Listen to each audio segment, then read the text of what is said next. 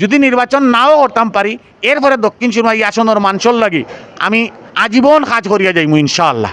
সিলেট 3 আসনের জনগণ স্বাভাবিকভাবে একটু সচেতন মানুষ এই এলাকাত।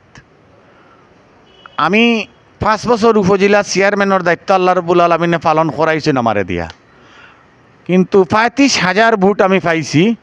35,000 ভোট মানুষের ভোট যারা দিছে এরার মাঝে 200 মানুষের জীবনে আমার কাছে তারার কোনো প্রয়োজনে গেছে না।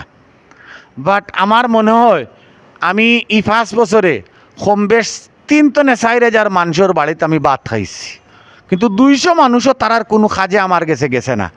যারা গেছে এরা হইলো উপকারভোগী মানুষ গেছে, বিধবা ভাতা, বয়স্ক ভাতা, মাতৃত্ব ভাতা, ও জাতীয় পঙ্গু ভাতা, মুক্তিযুদ্ধ ভাতা, ও মানুষগুলা গেছে। আমরা চেষ্টা করছি তারারে সহযোগিতা করার লাগি।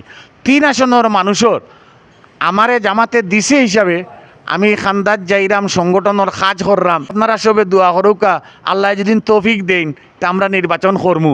নির্বাচন করার আগে বাইরে কই দেওয়ার আগে আমি যেখান মনে করলাম আমার দক্ষিণ সুরমা উপজেলাত 151টা সেন্টার, 151টা সেন্টারও যদি 10,000 টাকা করে খরচ হয় তাহলে 15 লক্ষ 10,000 টাকা খরচ হইব।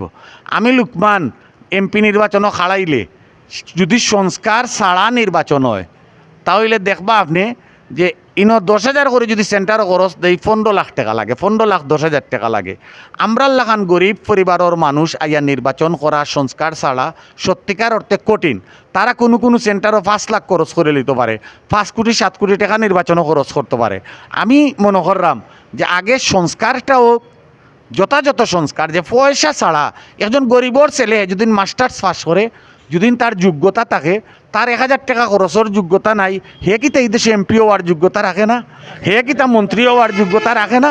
কিন্তু হে তো নির্বাচনে আইয়া টেকার গেছে হারি যায়, টেকার গেছে এই দেশের সুদ ডাকায় সবে পাস করিলায়।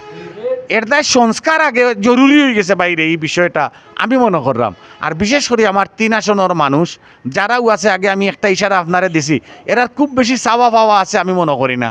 তারা সত্যিকার অর্থে যার যার অবস্থান মানুষ ভদ্র এবং বালা, তারা সবেও চায় আমরা রাস্তাঘাট সুন্দর হয়ে যেত, স্কুল কলেজগুলা সুন্দর হয়ে যেত, আমরার মানুষগুলা সোনার মানুষ হয়ে যেত, মাদ্রাসাগুলা সুন্দর হয়ে যেত, আমরার একাডেমিক সাইট সুন্দর হয়ে যেত, আমরার বেকার হল যুবক বেকার হল যুবক হল বেকার থাকতো না, ছাত্র হল লেখাপড়ার পরেও একটা চাকরি পাইলেইতো।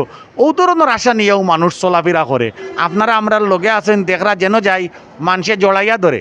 এতে আমার আসনের মানুষের ওটা কিছু দাবি আছে, ওটা কিছু বিষয় আছে। আল্লাহ রাব্বুল আলামিন যেদিন আমরা সুযোগ দেন নির্বাচন করার, আমরা নির্বাচন করমু। যদি নির্বাচন নাও করতাম পারি এরপরে দক্ষিণ সুরমা এই আসনের মানুষের লাগি আমি আজীবন কাজ করিয়া যাইমু ইনশাআল্লাহ। আসসালামু আলাইকুম। ধন্যবাদ।